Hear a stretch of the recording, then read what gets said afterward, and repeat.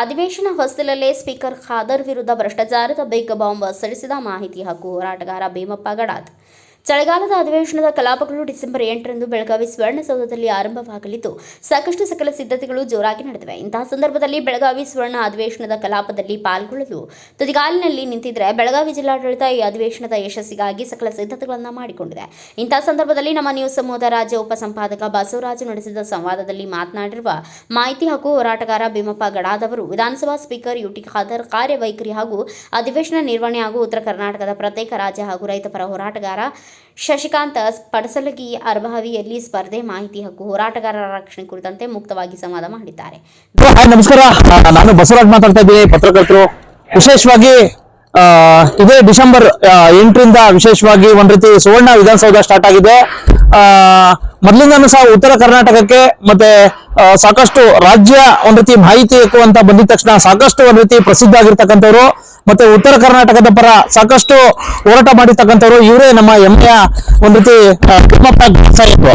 ವಿಶೇಷವಾಗಿ ಸಾಕಷ್ಟು ವಿವಿಧ ರೀತಿಯ ಹೋರಾಟಗಳು ಮಾಡಿದ್ದಾರೆ. ಸಾಕಷ್ಟು ಒಂದ್ ರೀತಿ ಮಾಹಿತಿ ಹಕ್ಕು ಮುಖಾಂತರ ಸಾಕಷ್ಟು ಜಾಗೃತಿ ಮೂಡಿಸಿದ್ರೆ ಹಲವಾರು ಹಗರಣಗಳನ್ನ ಬೆಳಕು ತಗೊಂಡಿದ್ದಾರೆ.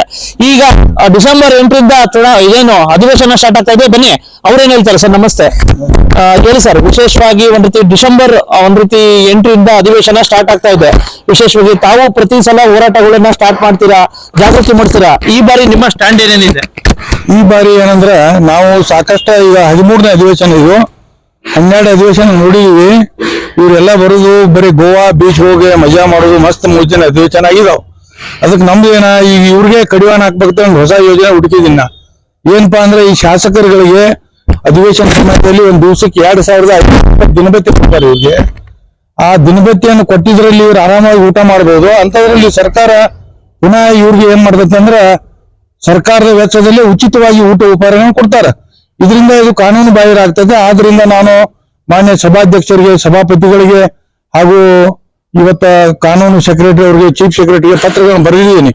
ಇವ್ರಿಗೆ ಅಧಿವೇಶನ ಸಮಯದಲ್ಲಿ ದಿನಭತ್ಯೆಯನ್ನಾದ್ರೂ ಕೊಡಬೇಕು ಅಥವಾ ಊಟವನ್ನಾದ್ರೂ ಕೊಡ್ಬೇಕು. ಎರಡೂ ಕೊಟ್ರೆ ನಾನು ಕೋರ್ಟ್ ಹೋಗಿ ಕಾನೂನಾತ್ಮಕ ಹೋರಾಟ ಮಾಡಿ ಒಂದ್ ವೇಳೆ ಊಟ ಕೊಟ್ರೆ ಅಂದ್ರೆ ಊಟದ ರೊಕ್ಕ ಎಷ್ಟು ಖರ್ಚಾಗೈತಿ ಇದನ್ನೆಲ್ಲ ಸಂಬಂಧಪಟ್ಟ ಅಧಿಕಾರಿಗಳಿಂದ, ಸಭಾಧ್ಯಕ್ಷರಿಂದ ವಸೂಲಿ ಮಾಡ್ಲಿಕ್ಕೆ ಹೋರಾಟ ಮಾಡ್ತೀನಿ ಅಂತ ಹೇಳಿ ಬಯಸ್ತಾ ಇದ್ದೀನಿ.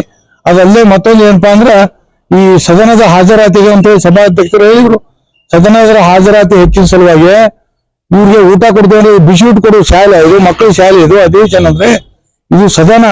ಶಾಸಕರಾದವರು ತಮ್ಮ ಕ್ಷೇತ್ರದ ಸಮಸ್ಯೆಗಳ ಬಗ್ಗೆ, ರಾಜ್ಯದ ಸಮಸ್ಯೆಗಳ ಬಗ್ಗೆ ಸಮರ್ಪಕವಾಗಿ ಅಧಿವೇಶನದಲ್ಲಿ ಅವನು ಮಂಡಿಸಿ ಅವು ಪರಿಹಾರ ನೀಡುವಂತ ಕಾನೂನುಗಳನ್ನ ರಚನೆ ಮಾಡುವಂತ ಈ ಒಂದು ಶಾಸನ ಸಭೆಯಲ್ಲಿ ಊಟ ಕೊಟ್ರೆ ಅಂದ್ರೆ ಈ ಕನ್ನಡ ಸಾಲಿತಾರೆ. ನಾಳೆ ಇವ್ರೇನ್ ಪಾಠ ಕಲಿಯುವಂತ ಮಕ್ಕಳಲ್ಲಿ ಶಾಸಕರಂದ್ರೆ ಅದಕ್ಕೆ ದಯವಿಟ್ಟು ಸಭಾಪತಿಗಳು ಕಠಿಣ ನಿಯಮ ಮಾಡ್ಬೇಕು. ಯಾವ ಶಾಸಕರು ಅಧಿವೇಶನದಲ್ಲಿ ದಿನ ಪೂರ್ತಿ ಭಾಗವಹಿಸುವುದಿಲ್ಲ, ಕುರ್ಚಿ ಮೇಲೆ ಕೊಂಡುವುದಿಲ್ಲ, ಅವ್ರು ಸರ್ಕಾರ ಎಲ್ಲ ಸೌಲಭ್ಯ ನಿಲ್ಲಿಸ್ತೇವೆ ಒಂದು ಆದೇಶ ಹೊರಡಿಸಲಿ. ಅದರಿಂದ ಶಾಸಕರ ಕುರ್ಚಿ ಬಿಟ್ಟ ಹೇಗಾಡುದಿಲ್ಲ, ಯಾಕಂದ್ರೆ ಬರೋ ಇನ್ಕಮ್ ಬಿತ್ತು ಬಿಡ್ತೈತಿ. ಆದ್ರಿಂದ ಈ ನಿಟ್ಟಿನಲ್ಲಿ ಸರ್ಕಾರ ಈ ಬಾರಿ ಏನಾದ್ರು ಇವ್ರಿಗೆ ಊಟ ದಿನಭತ್ಯೆ ಎರಡು ಕೊಡ್ತೀನಿ, ಕಾನೂನಾತ್ಮಕ ಹೋರಾಟ ಮಾಡ್ತಾ ಅಂತ ಹೇಳಿ ಬಯಸ್ತಾ ಇದ್ದೀನಿ. ಸರ್, ಇತ್ತೀಚೆಗೆ ತಾವೊಂದು ಇದು ಹೇಳಿದ್ರೆ, ವಿಶೇಷವಾಗಿ ಅಲ್ಲಿ ಸ್ಪೀಕರ್ ಇರ್ತಕ್ಕಂತ ಏನು ಇವರು ಯುಟಿ ಖಾದರ್ ಅವರು ಎಲ್ಲ ಒಂದ್ ಕಡೆ ಸಾಕಷ್ಟು ದುಂದು ವೆಚ್ಚಗಳನ್ನ ಇದು ಮಾಡಿದ್ದಾರೆ. ಹಲವಾರು ವಿವಿಧ ಒಂದ್ ರೀತಿ ಸಭಾಪತಿ ಕಾರ್ಯಾಲಯದ ಕಾಮಗಾರಿಗಳ ಒಂದು ನವೀಕರಣ ಇದರಲ್ಲಿ ಅಂತ ಹೇಳಿದ್ದಾರೆ. ಹೌದು, ಏನಾಗಿದೆ ಅಂದ್ರೆ ಈ ಯುಟಿ ಖಾದರ್ ಸಾಹೇಬರು ಸಭಾಪತಿಯಾಗಿ ಬಂದ ನಂತರ ನಾವು ವಿಧಾನಸಭೆಯಲ್ಲಿ ಅನೇಕ ಸಭಾಧ್ಯಕ್ಷರು ನೋಡಿದೀವಿ. ಆದ್ರೆ ಈ ರೀತಿಯೆಲ್ಲ ಈ ದುಂದು ವೆಚ್ಚಕ್ಕೆ ಸಾಕಷ್ಟು ಇವರು ಹಣವನ್ನ ಪೋಲು ಮಾಡ್ತಿದ್ದಾರೆ. ಶಾಸಕರಿಗೆ ಊಟ ಕೊಡುವಂತ ಪದ್ಧತಿಯನ್ನು ಇವರೇ ತಂದ್ರು. ಇವತ್ತ ಲೋಕಸಭೆಯಲ್ಲಾಗ್ಲಿ ಅಥವಾ ನಮ್ಮ ದೇಶದ ಯಾವುದೇ ವಿಧಾನಸಭೆಗಳಲ್ಲಾಗ್ಲಿ, ವಿಧಾನ ಪರಿಷತ್ನಲ್ಲಾಗ್ಲಿ ಊಟ ಕೊಡುವಂತ ಅಭ್ಯಾಸ ಇಲ್ಲ. ಇವ್ರು ಏನ್ ಮಾಡ್ರಪ್ಪ ಅಂದ್ರೆ ಊಟ ಕೊಟ್ಟಗೆರೆ ಮತ್ತೆ ಅವರು ರಿಕ್ಲೈನರ್ ಚೇರ್ ಕಿರುನಿದ್ರೆ ಕುರ್ಚಿಗಳತ್ತ ದಿನಕ್ಕೆ 2000 ರೂಪಾಯಿ ಬಾಡಿಗೆ ಒಂದ್ ಕುರ್ಚಿಗೆ. ಏನ್ ಹೊರಡ್ಡಿ ಸಾಹೇಬ್ರು ಏನ್ ಮಾಡ್ತಾರ ಅಥವಾ ಇವರು ಯುಟಿ ಖಾದರ್ ಸಾಹೇಬ್ರು ಕೊಡ್ತಾರ ದುಡ್ಡನ್ನ. ಅದಲ್ಲೇ ಇಲ್ಲಿ ಸುವರ್ಣಸೌಧದಲ್ಲಿ ಸಭಾಧ್ಯಕ್ಷರು ಕುಳಿತುಕೊಳ್ಳಿಕ್ಕೆ ಒಂದು ಕುರ್ಚಿ ಮಾಡಿದಾರ. ಆ ಕುರ್ಚಿಯ ವೆಚ್ಚ 43 ಲಕ್ಷ ರೂಪಾಯಿ. ಯುಟಿ ಖಾದರ್ ಸಾಹೇಬ್ರನ್ನ ಕೇಳ್ತಾನೋ, ನಿಮ್ ಮನೆಯಾಗ 43 ಲಕ್ಷ ರೂಪಾಯಿ ಕುರ್ಚಿ ಮೇಲೆ ಕೊಡಿರ್ತೀರ, ನಿಮ್ ಜೇಬಿನಿಂದ ಕೊಡುವಾಗಿರಂತ 43 ಲಕ್ಷ ರೂಪಾಯಿ ಕುರ್ಚಿ ಮಾಡ್ತೀರ ಅಂತ ನಾನು ಕೇಳ್ತಾ ಇದ್ದೀನಿ. ಆದ್ರಿಂದ ನಾ ಈಗಾಗಲೇ ಸರ್ಕಾರಕ್ಕೆ ಪತ್ರ ಬರೆದಿದ್ದೀನಿ. ಬೆಂಗಳೂರಲ್ಲಿ ಏನ್ ಅಧಿವೇಶನ ನಡೆದು ಅಲ್ಲಿ ಊಟಕ್ಕೆ 35 ಲಕ್ಷ ರೂಪಾಯಿ ವೆಚ್ಚ ಆಗೈತಿ. ಅದನ್ನ ಯುಟಿ ಖಾದರ್ ಸಾಹೇಬ್ರ ಜೇಬಿನಿಂದ ತುಂಬಿಸ್ಕೋಬೇಕು. ಇದನ್ನ ಕೋರ್ಟ್ ಹೋಗ್ಕೊಂಡು ಪತ್ರ ಕೂಡ ಬರೆದಿದ್ದೀನಿ. ಒಟ್ಟಾರೆ ಏನಾಗಿದೆ ಅಂದ್ರೆ ಈ ಯುಟಿ ಖಾದರ್ ಸಾಹೇಬರು ವಿಧಾನಸಭಾ ಅಧ್ಯಕ್ಷ ಬಂದ ನಂತರ ದುಂದು ವೆಚ್ಚಗಳನ್ನು ಮಾಡ್ತಾ ಇದ್ದಾರೆ. ಇಲ್ಲಿ ಮಹಾಪುರುಷರ ಭಾವಚಿತ್ರಗಳನ್ನ ಹಾಕಿದ್ದಾರೆ. 12 ಚಿತ್ರಗಳು, 12 ಚಿತ್ರಕ್ಕೆ 68 ಲಕ್ಷ ರೂಪಾಯಿ ಖರ್ಚು ಮಾಡಿದ್ದಾರೆ. ಫೋಟೋ ಹೊಡ್ರಿ 12 ಒಂದಕ್ಕೆ 2 ಲಕ್ಷ ರೂಪಾಯಿ ಹಾಕಿ ಕೊಡ್ತಾರೆ. ಇಲ್ಲೇ ಸುಮಾರು ಇವರು 68 ಲಕ್ಷ ರೂಪಾಯಿ ಖರ್ಚು ಮಾಡಿದರು. ಅದಕ್ಕೆ ತೈಲ ಚಿತ್ರಗಳನ್ನ, ಅದಕ್ಕೆ ಈ ತೈಲ ಚಿತ್ರಗಳನ್ನ ಮೊದಲವರಿಗೆ 13 ಲಕ್ಷ ರೂಪಾಯಿ ಕೊಡ್ತಾರೆ ಫಸ್ಟ್. ಮತ್ತ ಅವಾಗ ನಾಡಿನ ಹೆಸರಾಂತ ಚಿತ್ರ ಕಲಾವಿದರು ತಯಾರು ಮಾಡಿದ್ದು ಅಂತ ಹೇಳ್ತಾರೆ. ಇವರೇ ಇದೇ ಸಭಾಧ್ಯಕ್ಷರು ನಾಡಿನ ಹೆಸರಾಂತ ಚಿತ್ರ ಕಲಾವಿದರು ತಯಾರಿಸಿದ ತೈಲ ಚಿತ್ರಗಳು ತೇಡು ಅವ್ರಿಗೆ ದುಡ್ಡು ಕೊಟ್ಟರು, ಫೋಟೋನು ಹಾಕಿರು. 1 ತಿಂಗಳು ಬಿಟ್ಟು ಒಂದು ಕಮಿಟಿ ಬರ್ತೈತಿ. ಆ ಬಂದ ಆ ಕಮಿಟಿ ಅವ್ರು ಹೇಳಿದ್ರು ಇವು ಅವ್ರನ್ನ ಹೋಲುವುದಿಲ್ಲ ತೇಡು, ಚೇರೆಯಲ್ಲಿ ಹೋಲುವುದಿಲ್ಲ ತೇಡ್ರು. ಮತ್ ಇಲ್ಲಿ ರೊಕ್ಕ ಕೊಟ್ಟಿನಾಗ ಮಾಡ್ಕೊಂಡಿದ್ರೆ ಬಸವಣ್ಣನ ಕಾಣೋದಿಲ್ಲ, ಅಂಬೇಡ್ಕರ್ ಹಂಗ್ ಕಾಣೋದಿಲ್ಲ ಅಂತೇಳಿ ಮತ್ 43 ಲಕ್ಷ ರೂಪಾಯಿ ಖರ್ಚು ಮಾಡಿ ಮಾಡ್ಸಿದ್ರಿ. ಯಾರ ದುಡ್ಡು ಎಲ್ಲಮ್ಮ ಜಾತ್ರೆ ಮಾಡ್ತಾ ಇದ್ರಿ. ಇವಕ್ಕೆಲ್ಲ ನೀವು ಕಡಿವಾಣ ಹಾಕ್ಬಿಟ್ರೆ ಈ ರಾಜ್ಯದ ಅಭಿವೃದ್ಧಿಗಾಗಿ ಬೆವರು ಸೂರಿಸಿ ಎಲ್ಲರೂ ತೆರಿಗೆ ಹಣ ಕಟ್ತಾರ, ಸದುಪಯೋಗ ಆಗ್ಬೇಕಂತೇಳಿ ಕಾನೂನಾತ್ಮಕ ಹೋರಾಟ ಮಾಡ್ಕೊಂಡು ತಿಳಿಕ್ ಬಯಸ್ತಾ ಇದ್ದೀನಿ. ಉತ್ತರ ಕರ್ನಾಟಕದ ಸಮಗ್ರ ಅಭಿವೃದ್ಧಿಗೆ ತಾವು ಹಲವಾರು ಹೋರಾಟ ಮಾಡಿದ್ರಿ. ಮತ್ತೆ ಉತ್ತರ ಕರ್ನಾಟಕ ವಿಕಾಸ ವೇದಿಕೆ ಅಂತ ಹೇಳ್ಬಿಟ್ಟು ತಾವು ಇದು ಮಾಡ್ಕೊಂಡಿದ್ರಿ. ಈ ಬಾರಿ ವಿಶೇಷವಾಗಿ ಉತ್ತರ ಕರ್ನಾಟಕ ಅಭಿವೃದ್ಧಿಯನ್ನು, ಸಮಗ್ರ ಅಭಿವೃದ್ಧಿಗೆ ಜನಪ್ರತಿನಿಧಿಗಳು ಏನಾದ್ರು ಧ್ವನಿ ಎತ್ತಾ ಇದ್ರು. ಇವಾಗ ನಾವು ಉತ್ತರ ಕರ್ನಾಟಕ ಶಾಸಕರು ಒಂದು 3-4 ಜನ ಶಾಸಕರು ಈಗಾಗಲೇ ಇದು ಉತ್ತರ ಕರ್ನಾಟಕ ಅಭಿವೃದ್ಧಿ ಆಗದಿದ್ರೆ ಪ್ರತ್ಯೇಕ ರಾಜ್ಯ ಮಾಡ್ರತೆ ಬರ ಕೊಟ್ಟಿದ್ದಾರೆ. ಈಗಾಗಲೇ ನಮ್ದು ಏನಪ್ಪಾ, ಇದು ನಾವು ಸುಮಾರು ವರ್ಷದಿಂದ ಹೋರಾಟ ಮಾಡ್ತಾ ಇದ್ದೀವಿ. ಅಭಿವೃದ್ಧಿಯನ್ನಂತೂ ಇವ್ರು ಮಾಡ್ತಾ ಇಲ್ಲ. ಅದಲ್ಲದೆ ನಾವು ನಮ್ಮ ಹೋರಾಟ ಸಮಿತಿಯಿಂದ ಈಗಾಗಲೇ 1,10,00,000 ಜನರು ಸಹಿ ಸಂಗ್ರಹ ಮಾಡಿದೀವಿ. 1,10,00,000 ಜನ ಉತ್ತರ ಕರ್ನಾಟಕ ಪ್ರತ್ಯೇಕ ಬೇಕಂತೇಳಿ. ಅದಕ್ಕೆ ನಾವು ಈಗ ಈ ಅಧಿವೇಶನದಲ್ಲಿ ಸರ್ಕಾರಕ್ಕೆ ಎಚ್ಚರಿಕೆ ಕೊಟ್ಟಿರ್ತೀವಿ. ಏನಪ್ಪಾ ಅಂದ್ರೆ ಬೆಳಗಾವಿಯನ್ನು 2ನೇ ರಾಜಧಾನಿಯಾಗಿ ಘೋಷಣೆ ಮಾಡಬೇಕು. ಪೂರ್ಣ ಪ್ರಮಾಣದ ಸಚಿವಾಲಯ ಕಚೇರಿಗಳು ಇಲ್ಲಿ ಸ್ಥಳಾಂತರ ಆಗ್ಬೇಕು. ಅದಲ್ಲದೆ ಇಲ್ಲೇ ಏನಪ್ಪಾ ಅಂದ್ರೆ ಈ ಕಿತ್ತೂರು ಕರ್ನಾಟಕಕ್ಕೆ ಸಂಬಂಧಪಟ್ಟಂತೆ ಸಚಿವಾಲಯ ಪ್ರಾರಂಭ ಮಾಡ್ಬೇಕಂತೇಳಿ ಬೇಡಿಕೆ ಕೊಟ್ಟಿದ್ದೀವಿ. ಇವ್ರು ಏನಾದ್ರು ಅಧಿವೇಶನದಲ್ಲಿ ಮಾಡದೇ ಇದ್ದಲ್ಲಿ ನಾವು ಪ್ರತ್ಯೇಕ ರಾಜ್ಯಕ್ಕೆ ಹೋರಾಟ ಮಾಡ್ತೀವಿ. ಪ್ರತ್ಯೇಕ ರಾಜ್ಯ ಧ್ವಜವನ್ನ ಸುವರ್ಣಸೌಧ ಕಟ್ಟಡ ಮೇಲೆ ಹಾರಿಸ್ತೀವಿ ಅಂತ ಹೇಳಿಕ್ ಬಯಸ್ತಾ ಇದ್ದೀನಿ. ಈಗ ಇನ್ನೊಂದು ತಮ್ಮ ವಿಶೇಷವಾಗಿ ತಾವು ಹೋರಾಟಗಾರ ಅಲ್ಲದೆ ಒಂದು ಪಕ್ಷದಿಂದ ಸ್ಪರ್ಧೆನೂ ಮಾಡಿದ್ರು.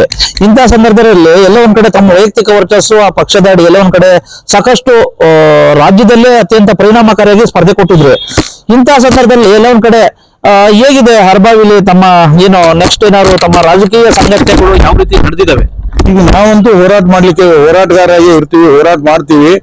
ಬಹುತೇಕ ನನಗನ್ಸುತ್ತೆ ಮುಂದಿನ ದಿನಗಳಲ್ಲಿ ಇನ್ನೊಂದು 5 ವರ್ಷ ಹೋತಾರ ಶಾಸಕರು ಇರುವಂತ ಗೌರವನ ಕಡಿಮೆ ಆಗೈತಿ. ಈಗ ಮೊದಲಿನ ಕಾಲದಲ್ಲಿ ಶಾಸಕರು ಒಂದು ಪತ್ರ ಬರೆದ್ರಂದ್ರ ಅದು ದಿವಂಗತ KH ಪಾಟೀಲ್ ಇದ್ರು, ಮತ್ತೆ ಹಳಿ ಸಚಿವರಿದ್ರು, ಅವರು ಬಿ ಬಸವಲಿಂಗಪ್ಪ ಅವರು, MY ಗೋರ್ಪಡೆ ಅವರು, ಇವರೊಂದು ಪತ್ರಗಳನ್ನ ಬರೆದ್ರೆ ಅಲ್ಲೇ MS ಬಿಲ್ಡಿಂಗ್ ನಡೆದಿತ್ತು. ಇಡೀ ರಾಜ್ಯಕ್ಕೆ ಮಿನಿಸ್ಟರ್ ಪತ್ರ ಬರೆದಿದ್ರು. ಈಗಿನ ಸಚಿವರು ಶಾಸಕರು ಪತ್ರ ಕೊಟ್ಟರೆ ಇವರಿಗೆ ಈ ಎಲ್ಲಿಪ್ಪ ಕ್ಷೇತ್ರದಲ್ಲಿ ಲಾಜಿಂಗ್ದಲ್ಲಿ ರೂಮ್ ಸಹಿತ ಸಿಗುವುದಿಲ್ಲ. ಆ ಕೀಳು ಮಟ್ಟಕ್ಕೆ ಹೋಗಿದಾವು. ಬಹುತೇಕ ನಾವು ಹೋರಾಟಗಾರಾಗಿ ಇರ್ಬೇಕಂತೇಳಿ ನನ್ನ ಆಸೆ ಇದೆ. ಈಗ ಇನ್ನೊಂದು ಸರ್, ಒಂದ್ ಕಡೆ ಸಾಕಷ್ಟು ಒಂದ್ ರೀತಿ ನಿಮ್ದೇ ಆದ ಹೋರಾಟಗಳನ್ನ ಮಾಡ್ಕೊಂಡಿದ್ರ, ಸಾಕಷ್ಟು ಅಭಿಮಾನ ಸೃಷ್ಟಿ ಮಾಡ್ಕೊಂಡಿದ್ರ, ಅರ್ಬಾವಿ ನಿಮ್ಮ ಕಾರ್ಯಕ್ಷೇತ್ರ ಮಾಡ್ಕೊಂಡಿದ್ದೀರಾ. ಇಂತಹ ಸಂದರ್ಭದಲ್ಲಿ ಈಗ ನಿನ್ನೆ ತಾನೇ ಒಂದು ರೈತ ಪರ ಹೋರಾಟಗಳಿಗೆ ಯಶಸ್ವಿ ಕಂಡ್ರು ಶಶಿಕಾಂತ್ ಪಡಸ್ಲಗಿ ಗುರೂಜಿ ಅವರು ಮತ್ತೆ ಚುನಪ್ಪ ಪೂಜಾರಿ ಅವರು ಕಬ್ಬಿನ ರೈತರಿಗೆ. ಮುಂಬರ್ತಕ್ಕಂಥ ದಿನಗಳಲ್ಲಿ ಜಾಸ್ತಿ ಏನಾದ್ರು ಮಾತಾಡಿದ್ರೆ ಒಬ್ಬ ಜನಪ್ರತಿನಿಧಿ ವಿರುದ್ಧ ನಿನ್ನ ವಿರುದ್ಧ ನಿಲ್ತೀನಿ ಅಂತಕ್ಕಂಥ ಮಾತು ಬಹಿರಂಗವಾಗಿ ಹೇಳಿದ್ದಾರೆ. ಹಾಗಾಗಿ ತಮ್ದು ಕಾರ್ಯಕ್ಷೇತ್ರ, ಇದಕ್ಕೆ ನಿಮ್ಮ ಪ್ರತಿಕ್ರಿಯೆ? ನಂದೇನಪ್ಪ ಪ್ರತಿಕ್ರಿಯೆ ಅಂದ್ರೆ, ಈ ಪ್ರಜಾಪ್ರಭುತ್ವದಲ್ಲಿ ಎಲ್ಲರೂ MLA ಆಗ್ಬೇಕಂತ ಬಯಸೋರು ಅದಾರು. ಎಷ್ಟು ಜನ ಗ್ರಾಮ ಪಂಚಾಯತಿ ಸದಸ್ಯರು, ಗ್ರಾಮ ಪಂಚಾಯತಿ ಅಧ್ಯಕ್ಷರಾಗ್ಬೇಕತ್ತಾರು, ಗ್ರಾಮ ಪಂಚಾಯತಿ ಅಧ್ಯಕ್ಷ ಇದ್ದವರು ತಾಲೂಕ್ ಪಂಚಾಯತಿ ಅಧ್ಯಕ್ಷರಾಗ್ಬೇಕತ್ತಾರು, ತಾಲೂಕ್ ಪಂಚಾಯತಿ ಅಧ್ಯಕ್ಷ ಇದ್ದವರು ಜಿಲ್ಲಾ ಪಂಚಾಯತಿ ಅಧ್ಯಕ್ಷರಾಗ್ಬೇಕತ್ತಾರು. ಎಷ್ಟು ಜನ ZP ಅಧ್ಯಕ್ಷರಿದಾರು ಅವ್ರ MLA ಆಗ್ಬೇಕತ್ತಾರು.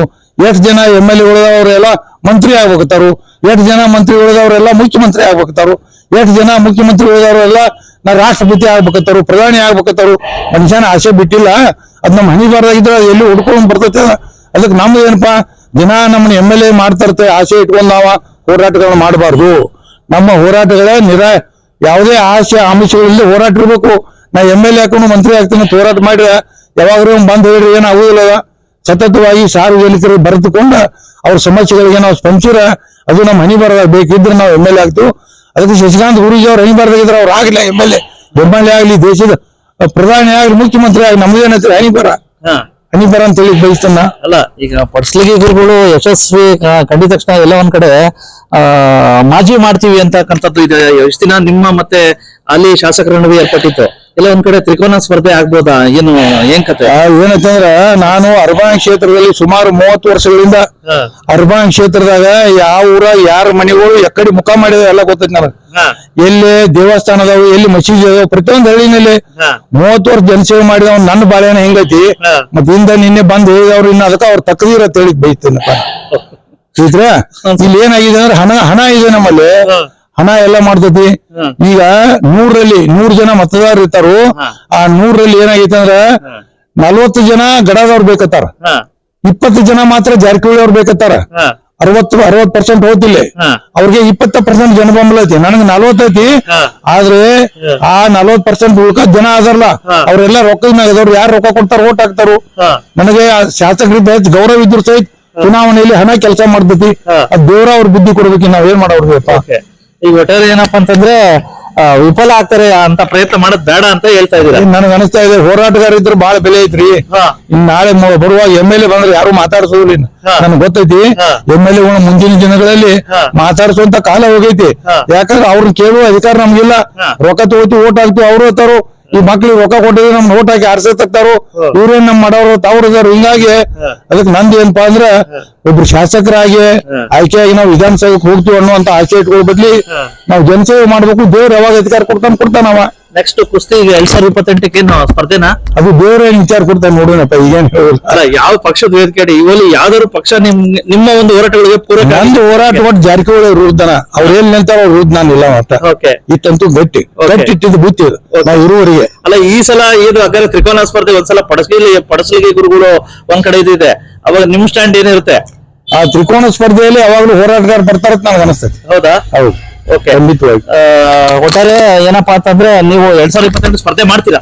ಮಾಡುದಲ್ರಿ. ಹಾ ಸರ್. ಜನ ನಾವ್ ಅಲ್ಲಿ ಅಂದ್ರು ಜನ ಬಿಡುದಿಲ್ರಿ, ಮಾಡಿರ್ತಾರ. ಮಾಡೋದ್ ಸ್ಪರ್ಧಾ ನಮ್ ಮನಿ ಬರಾಗಿತ್ತು. MLA ಹಾಕಿವು ನಾವು. ಶಾಸಕರಾದ್ರ ಈಗೇನ್ ಶಾಸಕರಲ್ಲ, ಸಾಕಷ್ಟು ಒಂದು 100 ಜನ ಇವರೆಲ್ಲ ಸಾಕಷ್ಟು ಅವ್ಯವಹಾರ ಮಾಡಿದಾರ. ಮೊದಲು ಅವ್ರನ್ನ ಹೊರ ಕಳಿಸುವ ವ್ಯವಸ್ಥೆ ಮಾಡ್ತೀನಿ ನಾ MLA ಆದ್ರೆ. ವಿಧಾನಸೌಧ ಬಿಟ್ಟು ಅವ್ರನ್ನ ಹೊರ ಕಳಿಸುವಂತ ವ್ಯವಸ್ಥೆ ಕಾನೂನಾತ್ಮಕ ಹೋರಾಟ ಮಾಡ್ತೀನಪ್ಪ ನಾ. ಯಾರ ಮೇಲೆ ಅಲಿಗೇಷನ್ ಇಲ್ಲ, ಕಾನೂನಾತ್ಮಕ ಕಾಗದ ಪತ್ರಗಳನ್ನು ಹೋರಾಟ ಮಾಡಿ ಒಳ್ಳೆ ಜನರ ಸ್ಟೈಲ್ ಬರುವಂತ ವ್ಯವಸ್ಥೆ ಮಾಡಿಸ್ತಾನ. ಕೊನೆಯ ಪ್ರಶ್ನೆ, ವಿಶೇಷವಾಗಿ ಬೆಳಗಾವಿ ಜಿಲ್ಲೆ ಪ್ರತ್ಯೇಕವಾಗಿ 3 ಭಾಗಗಳಾಗಬೇಕು ಅಭಿವೃದ್ಧಿ ದೃಷ್ಟಿಯಿಂದ ಅಂತ ಒಂದಿದೆ. ಹೌದು, ಬೆಳಗಾವಿ ಜಿಲ್ಲೆ ಏನಾಗಿತ್ತು ಅಂದ್ರೆ ಇದು ಸುಮಾರು ಈ ಜಿಲ್ಲೆ ವಿಭಜನೆ ಸಲುವಾಗಿ 30 ವರ್ಷದಿಂದ ಹೋರಾಟ ನಡೀತಾ ಇದೆ. ಆದ್ರೆ ಏನಾಗೈತಿ, ನಮ್ಮ ರಾಜಕಾರಣಿಗಳ ಇಚ್ಛಾಶಕ್ತಿ ಕೊರತೆಯಿಂದ ಕೆಲವ್ರು ಭಯ ಇದೆ. ಗೋಕಾಕ್ ಜಿಲ್ಲಾ ಅಂತಂದ್ರ ಎಲ್ಲಾ ಅಧಿಕಾರಿ ಕಚೇರಿಗಳಲ್ಲಿ ಬರ್ತಾರು, ನಮ್ಮ ರೀಡ್ ಮಾಡ್ಯಾರ ಅವ್ರಿಗೆ ಹಂಚಿಕೈತಿ. ಚಿಕ್ಕೋಡಿ ಜಿಲ್ಲಾ ಅಂತಂದ್ರ ಯಾಕಂದ್ರ ಇವ್ರೆಲ್ಲಾ MLA ಫಸ್ಟ್ ನಿಲ್ಲುದ್ನಾಗ ಇವ್ರ ಆಸ್ತಿ ಎಷ್ಟಿತ್ತು, ಈಗ ಎಷ್ಟು ಗಳಿಸಿದಾರು, ಹೆಂಗ ಅವ್ರಿಗೆಲ್ಲ ಭಯ ಐತಿ. ಅದಕ್ಕೆ ನನಗನ್ಸತಿ ನಮ್ಮ ಜನಪ್ರತಿನಿಧಿಗಳೇ ಈ ಜಿಲ್ಲೆಗಳನ್ನ ವಿಭಜನೆ ಮಾಡಿ ಕೊಡ್ತಾ ಇಲ್ಲ. ಅದಕ್ಕೆ ನಂದೇನಪ್ಪಾ, ತಮ್ಮ ಮೂಲಕ ನಮ್ಮ ಜಿಲ್ಲೆ ಜನಪ್ರತಿನಿಧಿ ಹೇಳಿಕ್ ಬಯಸ್ತಾ ಇದ್ದೀನಿ, ಉಸ್ತುವಾರಿ ಸಚಿವರು ಹೇಳಿಕ್ ಬಯಸ್ತಾ ಇದ್ದೀನಿ. ನೀವೆಲ್ಲರೂ ಸೇರ್ಕೊಂಡು ಇವತ್ತ ಉಸ್ತುವಾರಿ ಸಚಿವರಾಗಿರ್ಬೋದು, ಬೇರೆ ಸಚಿವರಾಗಿರ್ಬೋದು, ನಮ್ಮ ಜಿಲ್ಲೆಯವರು ಎಲ್ಲ ಶಾಸಕರು, ಎಲ್ಲ ವಿಧಾನ ಪರಿಷತ್ ಸದಸ್ಯರು ನಾವು ಒಂದು ಲೆಟರ್ ಟೈಪ್ ಮಾಡ್ತಾನ. ಆ ಲೆಟರ್ ನೀವು ಸಹಿ ಮಾಡಿ ಕೊಡ್ರಿ, 3 ತಿಂಗಳದಾಗ ಜಿಲ್ಲಾನ ಮಾಡ್ತಾನೆ. ಚಿಕ್ಕೋಡಿ ಜಿಲ್ಲಾ ಮಾಡಿಸ್ತಾನು, ಗೋಕಾಕು ಜಿಲ್ಲಾ ಮಾಡಿಸ್ತಾನು. ಬರ್ಕೊಡ್ರಿ, ನಾ ಹೇಳಿದ್ ಸಹಿ ಮಾಡಿ. ಸುಳ್ಳು ನೀವು ಅದಕ್ಕೆ ಬೆಂಬಲ ಕೊಡ್ತೀವಿ, ಜಿಲ್ಲೆ ಆಗ್ಬೇಕು ಹೇಳಿಕೆ ಕೊಡೋದು ಬಂದ್ ಮಾಡ್ರಿ, ಹೊರಗೆ ಬರ್ರಿ, ನನ್ನ ಪತ್ರಕ್ಕೆ ಸಹಿ ಮಾಡ್ರಿ, ಜಿಲ್ಲಾ ಹೆಂಗ್ ಮಾಡಿ ಕೊಡುದು ನಾ ಮಾಡಿ ಕೊಡ್ತೀನಿ. ಅಷ್ಟೇ ಕಾರ್ಯಕರ್ತರು ಹತ್ಯೆ ಆಗ್ತಾ ಇರ್ತಕ್ಕಂಥದ್ದು, ಎಲ್ಲ ಮೊನ್ನೆ ಹುಬ್ಳಿಲಿ ಆಗಿರ್ತಕ್ಕಂಥದ್ದು, ಈ ಬಗ್ಗೆ ಏನ್ ಸರ್ ನಿಮ್ದೇ ಆದ ಒಂದು ವೇದಿಕೆ ರಕ್ಷಣೆ ಬೇಕು ಅಂತ ಸರ್ಕಾರಕ್ಕೆ ಮನವಿ ಮಾಡ್ತೀರಾ? ಏನಿಲ್ಲ, ನಾವು ಆ ಹೋರಾಟವನ್ನ ನಾವು ಯಾವ ರೀತಿ ಮಾಡ್ತೀವಿ ಅನ್ನೋದು ಇಂಟೆಲಿಜೆನ್ಸ್ ಇರ್ತೈತಿ, ಅದು ಗಮನಿಸ್ತಾ ಇರ್ತೈತಿ. ನಾವು ಒಳ್ಳೆ ಹೋರಾಟ ಮಾಡ್ತಿದ್ರೆ ಸರ್ಕಾರ ನಮ್ ಭದ್ರತೆ ಕೊಟ್ಟೆ ಕೊಡ್ತೈತಿ. ಆದ್ರೆ ಈಗ ಏನಾಗಿದೆ, RTI ಕಾಯ್ದೆಯನ್ನು ದುರ್ಬಲಗೊಳಿಸ್ಲಿಕ್ಕೆ ಇವು ನಮ್ಮ ಜನಪ್ರತಿನಿಧಿಗಳು ಹೊರಟಿದಾರ. RTI ಕಾಯ್ದೆ ರೊಕ್ಕ ಮಾಡ್ತಾರು, ಅವ್ರ ಜನರು ಹೆದರ್ಸಿ ರೊಕ್ಕ ತಿಂತಾರು, ಅಧಿಕಾರಿಗಳು ಬಹಳ ತ್ರಾಸತಿ.